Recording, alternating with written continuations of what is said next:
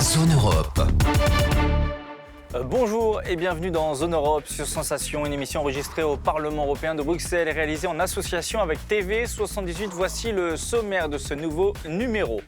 L'eurodéputée belge Maria Arena sera l'invitée de Corentin Alonso, l'occasion d'évoquer avec elle le pacte européen sur la migration et l'asile. Les pères fondateurs de l'Europe, nous vous parlerons d'un homme politique français cette semaine, Jean Monnet. Dans notre rubrique Voyager dans l'assiette, nous vous emmènerons en Italie et nous vous révélerons les secrets du tiramisu. Les expressions populaires aussi, mourir, les Français disent passer l'arme à gauche. Que dit-on ailleurs? C'est ce que nous verrons à la fin de cette émission. Mais avant, que fait l'Europe dans notre région? Un exemple tout de suite. Zone Europe, l'Europe dans ma région. Aujourd'hui, je reçois Marie-Raphaëlle Minier, coordinatrice jeunesse et responsable des programmes Erasmus à la Maison de l'Europe des Yvelines. Bonjour. Bonjour. Alors, la Maison de l'Europe a lancé son nouveau projet, le GIRA. On va en parler ensemble dans cette émission. Mais avant cela, quelles sont les missions et ambitions de la Maison de l'Europe des Yvelines? Alors, comme les 36 maisons de l'Europe du territoire français, nos ambitions sont généralement de rapprocher les citoyens des thématiques européennes de l'Europe, leur montrer que c'est pas juste quelque chose d'un petit peu abstrait à Bruxelles ou à Strasbourg, mais des actions concrètes dans leur quotidien. Et pour mon volet plus particulièrement, de promouvoir la mobilité européenne, notamment celle des programmes Erasmus, à des jeunes en réinsertion ou en décrochage scolaire. Alors, Voilà. la Maison de l'Europe organise des formations sur l'Union européenne, des rencontres, des débats ou encore des colloques. Tout à Qu'est-ce fait. qu'on peut retrouver justement dans ces formations, par exemple? Alors en ce moment, c'est vrai qu'au niveau des colloques, on est un petit peu bridé, pour pas dire qu'on ne peut plus en faire si ce n'est en version numérique ou sur des formats type Facebook Live. Donc ce qu'on a maintenu, ce sont les formations pour nos jeunes, qu'on continue à faire partir un petit peu envers et contre tout et comme on peut, en tout cas en Espagne et on l'espère un petit peu plus tard en Irlande. Donc des formations sur leur pays d'accueil, la culture d'entreprise, la culture du pays tout court, des cours de langue. Puisque quand on a quitté l'école à 15 ou 16 ans, on n'a pas forcément un niveau d'anglais ou d'espagnol satisfaisant. Et aussi plein de nouveaux formats dont on parlera plus tard, comme l'amitié franco-allemande ou le pacte vert européen et comment faire de notre quotidien un quotidien un petit peu plus vert justement. Donc voilà, les anciens modules, comment se préparer à une mobilité internationale, et les nouveaux qu'on essaye de mettre en œuvre cette année, malheureusement beaucoup en visio. Alors, la Maison de l'Europe des Yvelines lance un nouveau projet, le GIRA, Oui. Un partenariat entre 6 pays, la France, l'Allemagne, les Pays-Bas, la Pologne, la Grèce et la Suède. Tout à fait. En quoi consiste ce projet?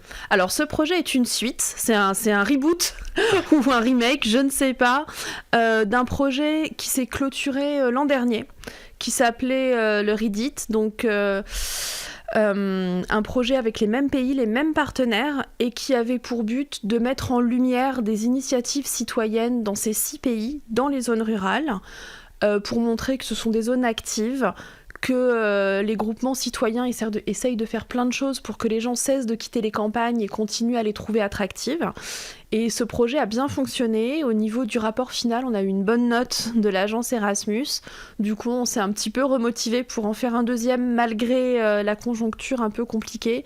Donc même partenaire, même pays, même problématique. Comment faire pour que les zones rurales restent des zones attractives, des zones d'avenir, des zones où il se passe plein de choses, avec un focus particulier, le nouveau pacte vert européen, et comment s'appuyer là-dessus pour mettre en place des actions.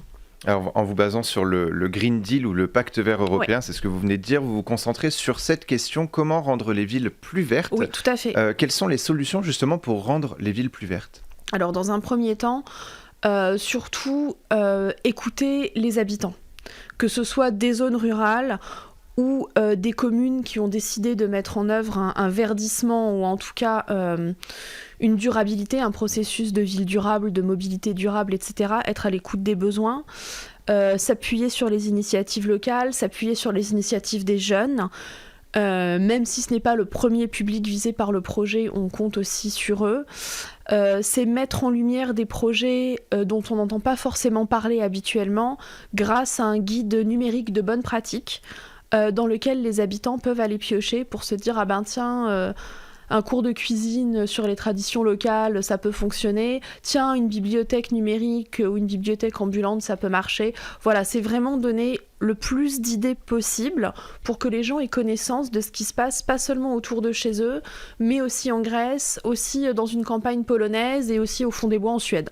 Alors justement, qu'est-ce qui a été prévu concernant le projet Jira ? Est-ce que les différents pays et villes vont échanger autour de cette problématique de rendre les villes plus vertes ? Est-ce qu'il va y avoir des rencontres, des débats ? Alors, initialement, on avait prévu sur ce projet-là une rencontre dans chaque pays partenaire, contrairement au premier projet où nous n'avions fait que 4 rencontres, là on en a prévu 6.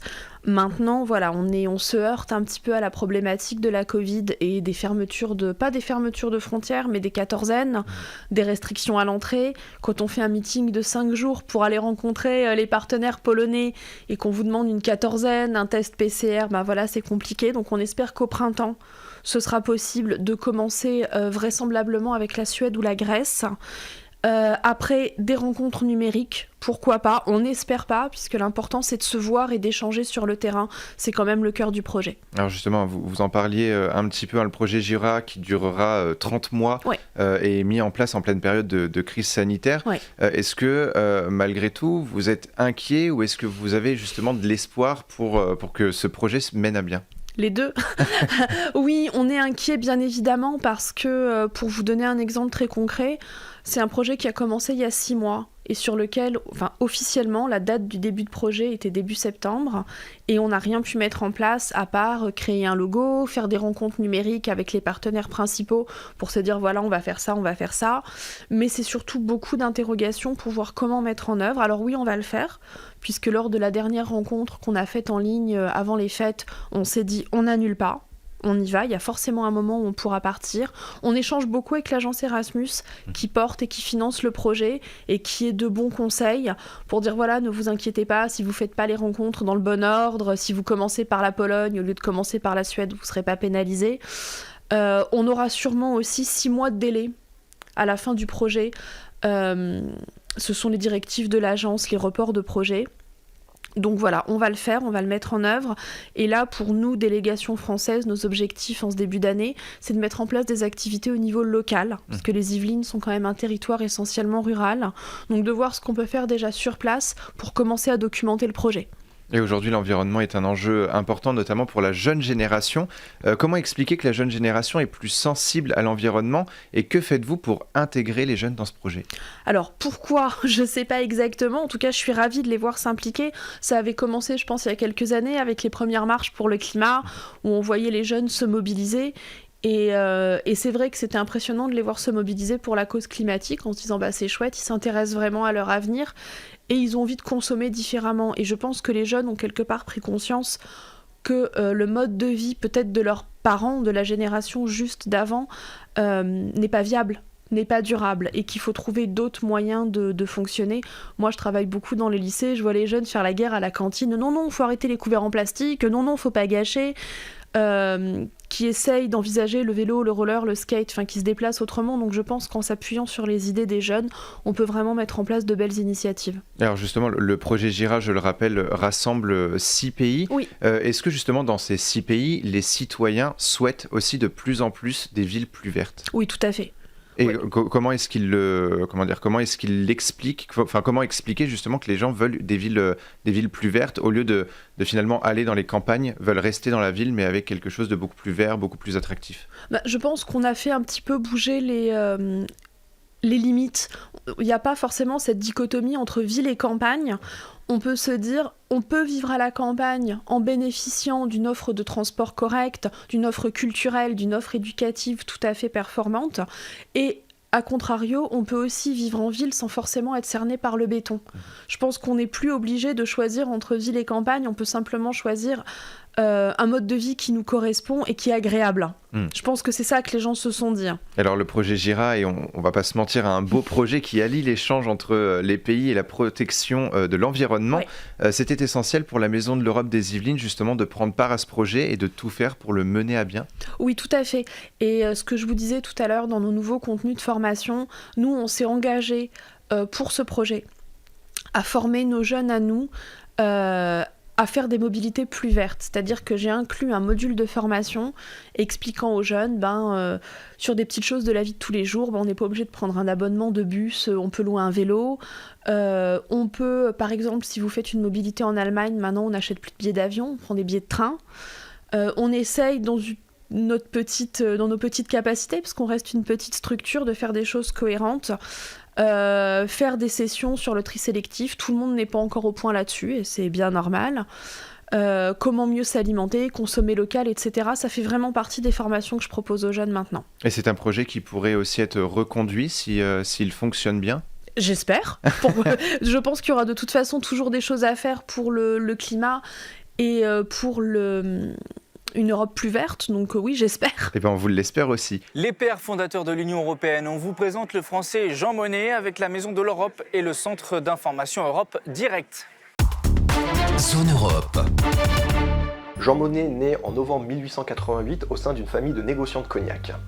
À l'âge de 16 ans, son père l'envoie faire des études à Londres. Pendant la Première Guerre mondiale, n'ayant pu intégrer l'armée pour raison de santé, il sert la France en devenant l'intermédiaire économique du gouvernement français pour coordonner l'effort de guerre entre la France et les pays alliés. En 1919, il devient secrétaire général de la Société des Nations, poste qu'il quittera en 1923 afin de reprendre le commerce familial. Au cours des années qui suivirent, il aidera à réorganiser les finances de plusieurs pays européens, dont notamment la Roumanie et la Pologne, conseillera le gouvernement chinois et participera notamment à la reconstruction du réseau ferroviaire chinois et fondera aussi une banque à San Francisco. Au début de la Seconde Guerre mondiale, Jean Monnet offre de nouveau ses services à la France et il devient président du comité franco-britannique destiné à coordonner les capacités de production entre les deux pays. Il mobilise notamment les ressources de ces différentes entreprises afin d'aider à acheminer le matériel entre les différents pays des Alliés. Jean Monnet travailla par la suite pour le gouvernement britannique qui l'envoya aux États-Unis afin de participer à l'achat de matériel de guerre. Ayant fait une forte impression sur le président Roosevelt, il devient très rapidement un de ses conseillers proches. Et c'est notamment Jean Monnet qui convainquit le président américain d'augmenter radicalement les productions de matériel de guerre américain avant même le début de la Seconde Guerre mondiale. En 1943, il devient membre du Comité français de libération nationale, qui est le gouvernement français libre en exil à Alger. Il exprime alors pour la première fois l'idée d'une union des pays européens afin de pouvoir maintenir la paix et restaurer la paix en Europe. Il y déclara notamment: il n'y aura pas de paix en Europe si les États se reconstituent sur une base de souveraineté nationale. Les pays d'Europe sont trop étroits pour assurer à leur peuple la prospérité.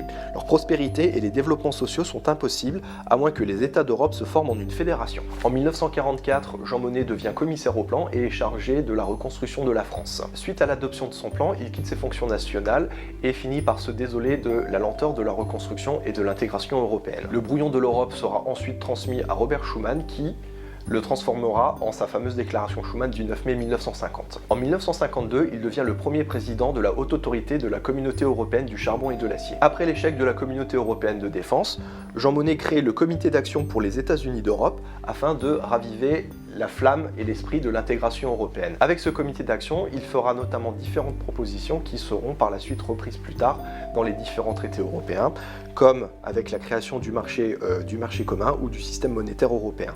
À la fin de sa carrière européenne, il se retire dans sa maison à Oujaré, à Bazoches-sur-Guyonne, dans les Yvelines, où il continue à suivre l'actualité européenne et à s'investir dans la cause de l'intégration européenne jusqu'à sa mort. Place désormais à notre invité politique. Corentin Alonso reçoit l'eurodéputée belge Maria Arena. Zone Europe, l'invité politique.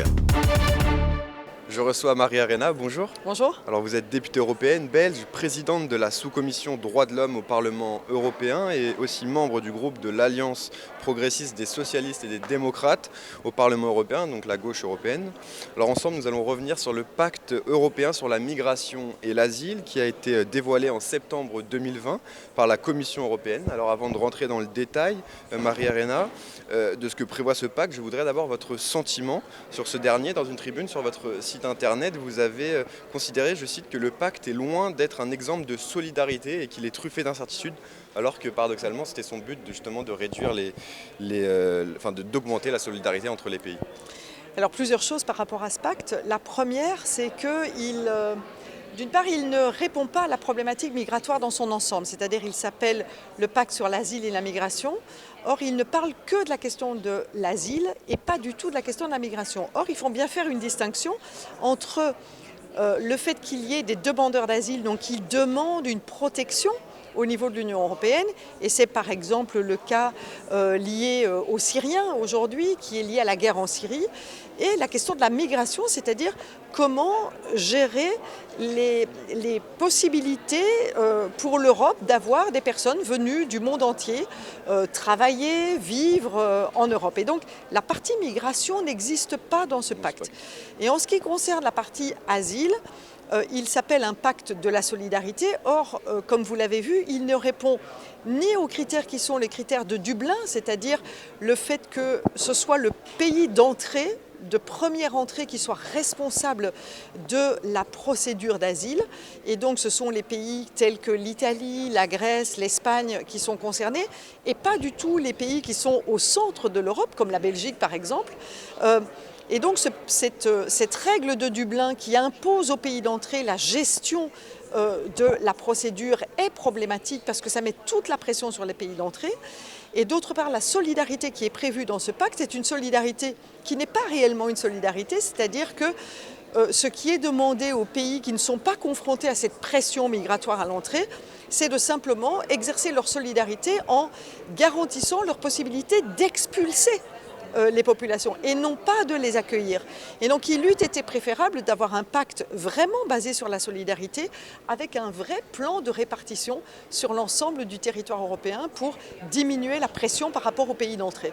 En tout cas, l'un des objectifs de ce pacte, c'était de ne pas reproduire la crise migratoire qu'a connue l'Europe en 2015. Cette année-là, plus d'1 million de migrants étaient arrivés en Europe. Que prévoit le nouveau pacte justement et qu'est-ce qui va changer? Vous avez longuement parlé du règlement de Dublin qui régissait les demandes d'asile depuis 1990, ça fait déjà 30 ans. Qu'est-ce qui va changer avec ce nouveau pacte? Alors aujourd'hui, Dublin n'est absolument pas, je dirais, arrêté dans le cadre du pacte. Et donc c'est bien les pays d'entrée qui auront la responsabilité de gérer les demandes d'asile. Qu'est-ce qui va changer? Eh bien, il y a plusieurs choses et qui nous posent d'ailleurs problème. La première chose, c'est bien entendu le fait qu'il y ait des analyses rapides de la demande d'asile en dehors de la frontière européenne. C'est-à-dire que sur base de votre nationalité, de manière générale, on décidera rapidement en 5 jours si oui ou non vous avez le droit de rentrer une procédure. Or, cela apparaît comme étant un non-respect des conventions de Genève, c'est-à-dire qu'il ne peut pas y avoir de pushback, c'est-à-dire d'éloignement de population de manière générale. Ça doit être traité au cas par cas et non pas en fonction des nationalités. Donc c'est une première difficulté qui est rencontrée dans le cadre du pacte. Une deuxième difficulté, c'est qu'on ne supprime pas les moments de crise, c'est-à-dire les moments d'afflux importants et qui créent des pressions, qui créent des hotspots, qui créent des camps, effectivement des endroits où les personnes sont privées de leur liberté. Et aujourd'hui, le plan qui est aujourd'hui sur la table ne garantit pas le fait que nous sortions de cette situation. Et la troisième chose, comme je l'ai dit, c'est qu'on ne tient pas compte de la question de la migration en tant que telle, donc le besoin d'avoir des routes qui sont des routes légales de la migration. Et donc aujourd'hui, à défaut de routes légales de la migration qui n'est pas l'asile, eh bien les personnes n'ont pas d'autre choix que de se déclarer demandeurs d'asile vu qu'il n'y a pas d'autres possibilités. Et donc cela aussi pose une difficulté. Alors peut-être une chose positive, parce que je pense qu'il est important de pouvoir signaler les choses positives, c'est que dans le cadre de ce pacte, on décriminalise la question du sauvetage en mer. Donc c'est-à-dire que les personnes qui aujourd'hui, les organisations qui aujourd'hui font du sauvetage en mer ne seraient plus criminalisées. Donc c'est le seul point positif que je trouve aujourd'hui dans le cadre du pacte pour l'asile et la migration. Alors, est-ce que ça veut dire que l'Europe va aller vers une migration choisie et qu'elle ne veut plus accueillir tout le monde, c'est-à-dire de choisir des personnes diplômées plutôt ou qui exercent certaines activités plutôt que d'autres? C'est là la difficulté, c'est-à-dire qu'on doit bien faire la distinction entre une demande d'asile ou une demande de protection et de la migration en tant que telle. C'est-à-dire qu'une demande d'asile est liée à une situation qui est une situation qui demande au cas par cas de la protection pour les individus. Et pour ce faire, on ne peut pas choisir des individus plus ou moins qualifiés, des individus plus ou moins, je dirais, adaptés à la situation européenne. Dans ce cas-là, c'est le droit qui est un droit de protection internationale qui s'applique. Par contre, je pense qu'il serait intéressant que l'Europe réfléchisse à des voies migratoires qui pourraient être intéressantes pour l'Europe et pour les pays qui sont les pays, je dirais, à l'origine de cette migration.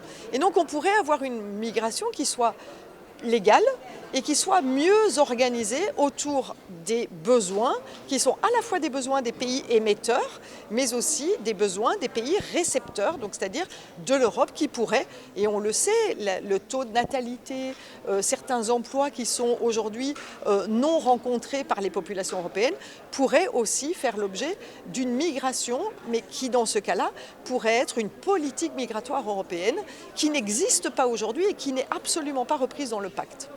Alors ce texte, il prévoit plus de contrôle, identification, contrôle sanitaire et de sécurité, avec un relevé des empreintes digitales et aussi un enregistrement dans une base de données. Alors tout cela, qu'est-ce que ça vous inspire?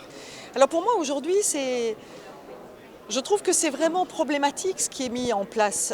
C'est-à-dire que tout ce qui est mis en place, c'est une Europe défensive par rapport à des personnes qui demandent la protection. Et moi, ce que j'aimerais, c'est que l'Europe donne cette protection de manière beaucoup plus ouverte, ce qui ne veut pas dire qu'il ne faut pas savoir à qui on donne cette protection. Et donc, c'est la raison pour laquelle je pense qu'il faut favoriser les voies légales de la migration pour connaître les personnes pour lesquelles nous offrons cette protection au niveau européen. C'est important parce que la souveraineté européenne, c'est aussi la capacité de voir ce qui entre et de contrôler ce qui entre. Si on a des frontières, ce n'est pas pour rien au niveau européen et les frontières extérieures sont importantes. Mais aujourd'hui, ce que m'inspire ce pacte, c'est plutôt qu'on est en train de dresser une Europe défensive, alors que cette Europe devrait offrir la protection aux personnes qui aujourd'hui sont en grande difficulté par rapport aux pays, je dirais, émetteurs. Après ce pacte, il a aussi été rédigé dans un contexte. Est-ce que ce renforcement des contrôles, ce n'est pas aussi une façon de rassurer certains citoyens plus sceptiques, ceux qui voient parmi les migrants un risque terroriste par exemple? Alors je trouve que ce lien entre la question de la sécurité et la question de la migration est vraiment un lien qui n'a pas lieu d'être. Et plus on a des migrations non identifiées, donc c'est-à-dire illégales, organisées par des passeurs, plus le risque est important parce que nous ne savons pas effectivement qui rentre et comment il rentre en Europe. Et donc pour moi, il est important de faire une Europe qui soit une Europe non pas sur la défensive, mais qui respecte le droit international, c'est-à-dire le droit à la protection des personnes qui aujourd'hui sont en difficulté par rapport à des pays voisins. Je parlais de la Syrie, mais ça peut être d'autres pays. En Afrique, par exemple, où le droit à l'homosexualité est totalement criminalisé. Et donc comment peut-on sauver des personnes qui vivent ces situations dans leur pays d'origine? Pour moi, c'est important de pouvoir le faire en toute transparence et aussi dans une meilleure connaissance de ce que nous acceptons. Par contre, ce qui est en train d'être mis en place, c'est peut-être de répondre non pas à une population européenne plus sceptique, mais plutôt à des extrémistes de droite au niveau européen, tels qu'on peut les trouver dans les pays tels que la Hongrie ou d'autres pays, qui aujourd'hui font un amalgame de la question sécuritaire et de la question migratoire qui, pour moi, n'a pas lieu d'être. Face aux passeurs et aux réseaux de trafic d'êtres humains, qu'est-ce qui est envisagé par ce pacte? Alors le pacte envisage effectivement qu'il y ait une vraie criminalisation des passeurs. Le problème, c'est qu'on ne peut pas à la fois vouloir empêcher ces passeurs de faire ce qu'ils font aujourd'hui et en même temps ne pas prévoir des filières qui sont des filières légales de la migration. Et donc il est très difficile de bloquer les frontières et en même temps de ne pas donner la possibilité à des passeurs d'exercer ce qu'ils font. Donc pour moi, il faut évidemment contrer ces passeurs parce qu'aujourd'hui, ces passeurs, ça coûte très cher. Ça coûte très cher en premier lieu au migrant lui-même qui doit donner à ces filières criminelles toutes ces économies pour pouvoir arriver dans un lieu où il pourrait être protégé. Donc il est important pour protéger les migrants eux-mêmes de pouvoir lutter contre ces passeurs. Mais en même temps, la meilleure manière de lutter contre ces passeurs, c'est de pouvoir offrir des filières légales de migration. On parle également dans ce nouveau pacte d'un mécanisme de solidarité. Alors chaque État aura le choix entre accueillir des demandeurs d'asile ou bien financer en partie la reconduite des migrants en situation irrégulière. En quoi ça va consister et pourquoi un tel mécanisme est-il proposé? Alors je pense que ce mécanisme ne fonctionnera pas pour plusieurs raisons. La première raison, c'est qu'il n'est pas obligatoire, donc c'est-à-dire qu'il laisse le choix à des États membres d'agir à un moment donné, alors que s'il y avait une réelle solidarité européenne, cette solidarité devrait être obligatoire, c'est un premier niveau. Et la deuxième situation, c'est que, par exemple, si on prend le cas des Syriens, 80% des Syriens, dans leur demande d'asile, telle qu'elle a été proposée en Europe, font l'objet d'une acceptation. Pourquoi? Parce que selon les règles internationales, ces personnes ont besoin d'une protection qui est une protection humanitaire parce que leur pays d'origine ne leur donne pas cette protection humanitaire. Et donc dire que la solidarité s'exercera par l'expulsion, alors que cette expulsion concernant ces personnes n'est absolument pas effective, vous ne pouvez pas expulser des migrants syriens vers leur pays d'origine, ce n'est pas possible, parce que la Syrie est aujourd'hui un pays en guerre. Et donc dire que la solidarité va s'exercer entre le choix de l'accueil ou le choix de l'expulsion pour des populations qui, pour 80%, peuvent être couvertes par la protection humanitaire, eh bien ce n'est pas la solution. Et donc pour moi, c'est une solution qui ne fonctionnera pas. Alors justement, en parlant de ces reconduites des migrants en situation irrégulière dans leur pays d'origine, est-ce que finalement ce n'est pas là le fond du problème? Un plan d'action est-il prévu, envisageable, pour éviter que des personnes n'aient plus besoin de venir s'installer en Europe? L'idéal, effectivement, c'est de pouvoir travailler sur les causes profondes de cette migration et effectivement pouvoir agir dans les pays d'origine, que ce soit pour la stabilité, que ce soit pour la gouvernance, que ce soit pour la démocratie ou que ce soit pour le développement. C'est évidemment la question, je dirais, de fond par rapport à la question migratoire. Mais qu'est-ce que cela signifie? Si on prend par exemple l'exploitation des minerais dans la République démocratique du Congo, si on continue à soutenir des entreprises européennes ou autres à exploiter les minerais à un prix qui n'est pas un prix qui permet aux populations locales de vivre, eh bien on va continuer à favoriser, je dirais, la migration des populations qui n'ont pas la possibilité de vivre dans leur pays. Vous regrettez une certaine forme de cohérence? Et donc il y a une incohérence des politiques européennes aujourd'hui qui est de dire d'un côté on dresse des murs et de l'autre on continue d'exploiter les populations et les pays dans lesquels nous avons un intérêt à exploiter ces populations. Et donc il faut impérativement faire en sorte que quand nous avons une action dans ces pays, elle doit à tout prix garantir que les populations soient les premières bénéficiaires. Je prends un exemple. Si aujourd'hui une entreprise comme Nestlé décide d'investir dans un pays tel que le Burkina Faso, elle doit garantir que les populations originaires du Burkina Faso puissent vivre correctement de leur production et non pas l'inverse, c'est-à-dire de faire de l'exportation de lait européen qui détruit les productions locales. Parce que si vous détruisez les productions locales, eh bien les populations ne pourront plus vivre et elles n'auront plus qu'un seul choix, c'est de devoir quitter leur pays d'origine. Et donc ces incohérences-là nous amènent effectivement à des phénomènes migratoires importants. Idem pour la question du changement climatique. On ne peut pas juste travailler sur le changement climatique au niveau européen ou national. Le changement climatique doit être pris aussi dans une dimension globale dans les pays que sont les pays d'origine. Et tout ça montre que nos consommations et nos comportements ici ont des impacts dans d'autres continents et des impacts différés sur le moyen et long terme. Alors la protection des migrants a également été évoquée dans ce pacte et j'imagine que vous, en tant que président de la sous-commission des droits de l'homme, ça vous a fortement intéressé. Nouveaux mécanismes de surveillance pour éviter les refoulements abusifs, des sauvetages en mer décriminalisés, vous en avez parlé, des facilités pour certains demandeurs d'asile. Ça va quand même dans le bon sens, certaines choses? Oui, bien sûr, comme par exemple, nous avons demandé qu'il y ait un meilleur contrôle de l'agence Frontex. Vous savez que nous avons plaidé pour qu'à l'intérieur de l'agence Frontex, il puisse y avoir des responsables de droits de l'homme, c'est-à-dire des personnes qui garantissent que toutes les actions de Frontex respectent effectivement les conventions internationales que nous avons signées en tant qu'Européens et en tant qu'États membres. Aujourd'hui, malheureusement, quand on regarde les pushbacks aujourd'hui qui se passent en Croatie, en Italie ou dans d'autres pays, on voit que l'agence Frontex ne respecte pas les conventions internationales et donc il nous semble essentiel de faire en sorte que toutes les entités, toutes les institutions financées par l'Union européenne respectent effectivement ces droits. Alors à l'heure où nous enregistrons cette émission, les discussions sont toujours en cours sur ce pacte. Est-ce qu'on distingue déjà différents positionnements de certains pays, des pays plutôt favorables à ce nouveau pacte et d'autres plutôt défavorables ? Alors moi je pense qu'il y a une grosse difficulté par rapport à ce pacte, c'est d'une part il ne règle pas les problèmes de la situation migratoire et de la protection des migrants et de la question de l'encampement de ces migrants tel qu'on l'a vu dans le camp de Moria, mais aussi tel qu'on le voit dans des camps extérieurs à l'Union européenne, financés par l'Union européenne.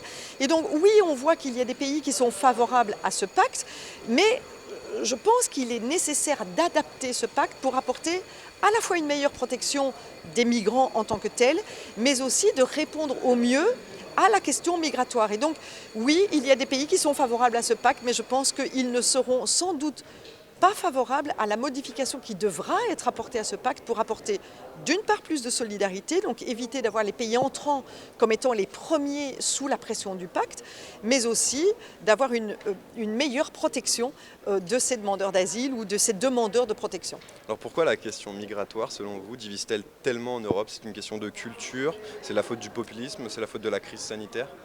Alors je pense qu'il y a plusieurs choses qui expliquent effectivement les craintes par rapport à la question migratoire. D'une part, je veux dire, les situations qu'on a abordées comme étant des situations de crise au moment par exemple de la crise syrienne ont fait peur aux populations européennes, alors que si on prend les besoins en matière d'accueil au niveau européen qui représentaient au plus haut je dirais, de la demande 1 500 000 personnes sur un territoire qui compte 500 millions d'habitants. S'il y avait une vraie gestion de cette question sur l'ensemble du territoire européen, eh bien, ce ne serait plus une crise. Et donc, ce que nous vivons aujourd'hui, ce n'est pas une crise de la migration, c'est vraiment une crise de la solidarité liée à cette migration.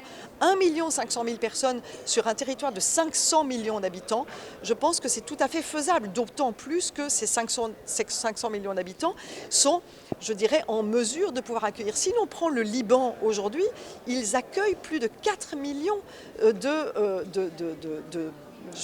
demandeurs d'asile sur leur territoire, alors que c'est un tout petit pays. Et donc on aurait la possibilité, tant économique que culturelle, d'accueillir ces populations. Mais ça a été montré, que ce soit par les médias, mais aussi par les, je dirais, groupes plus populistes aujourd'hui en Europe, comme étant un problème lié à, je dirais, un problème culturel à l'intérieur de l'Europe. L'Europe est une Europe créée de la diversité, et cette diversité, qu'elle soit, je dirais, liée à la mobilité des populations européennes ou liée à la mobilité des personnes externes à l'Europe, est une richesse par rapport à l'Europe et non pas un risque par rapport à l'Europe. Merci beaucoup Marie-Arena d'avoir été avec nous dans Zone Europe. Je rappelle que vous êtes députée européenne belge et présidente de la sous-commission des droits de l'homme du Parlement européen. Merci. Et vous êtes également membre du groupe de l'Alliance progressiste des socialistes et des démocrates européens. Et direction l'Italie à présent pour un voyage dans nos assiettes. Nous vous révélons les secrets du tiramisu avec le chef Julien Siri. Zone Europe Voyage. Alors la recette est très simple. On va mettre le jaune d'œuf dans la cuve du batteur, le sucre,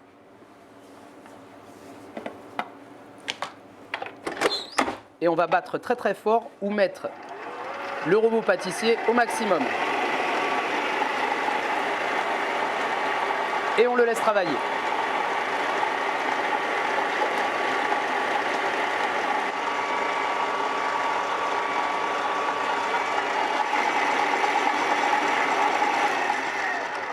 Donc l'objectif, c'est de faire fondre le sucre pour qu'on ne voit plus du tout la cristallisation du sucre. À ce moment-là, on va pouvoir ajouter le mascarpone en 3 fois.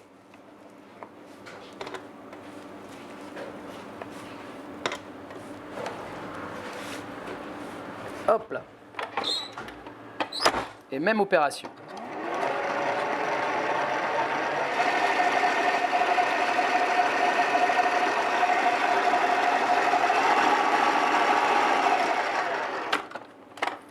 Quand on a un mélange bien homogène, hop, on incorpore la deuxième partie du mascarpone.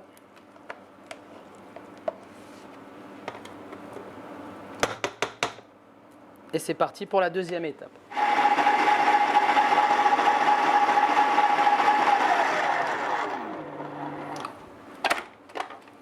On commence à avoir un bel aspect, une belle crème. Et on vient ajouter le reste du mascarpone.